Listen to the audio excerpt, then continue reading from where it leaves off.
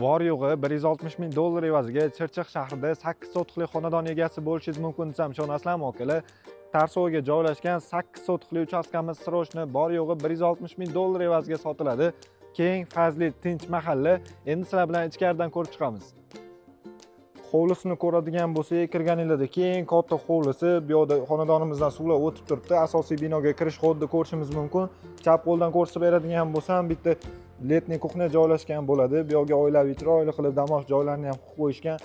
Shu xonadan o'tganingizda bu yerda zimniy kuxnyani ham ko'rishimiz mumkin. Hovlisida katta basseynni ko'ryapsizlarmi? Basseynning yonginasida общий sauna, sanuzullargacha qilib qo'yishgan ekan. Bu yerda chiroyli qilib tapchani zonalarni ko'rishimiz mumkin. Xonadonimizni o'zini orqa hovlisiga ham ega akalar. Endi sizlar bilan asosiy binoni ko'rib chiqamiz. Asosiy binoni tushuntirib beradigan bo'lsam, kirganingizda shunaqa katta holni ko'rishimiz mumkin. Chap qo'lda bitta detskiy xonamizni ko'radigan bo'lsak, to'g'rida bitta katta zal mehmonxonani ko'rishimiz mumkin. Remontlarni ko'ryapsizlarmi? Yevro remont. Keyingi xonamizni ko'rsatib beradigan bo'lsam, hol bo'ylab yurganimizda chap qo'lda bitta kattaro'chin spalni xonamizni ko'rishimiz mumkin. Razmerlari yaxshigina katta ishlangan. Bu yerda to'g'riga o'tganingizda bu yerda terrasa qismini ham ko'rishimiz mumkin. Ko'ryapsizlarmi?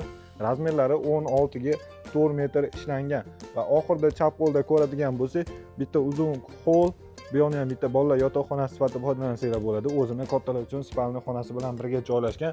Alohida bu yerda ko'cha qismidan kirish xodlari ham bor ekan.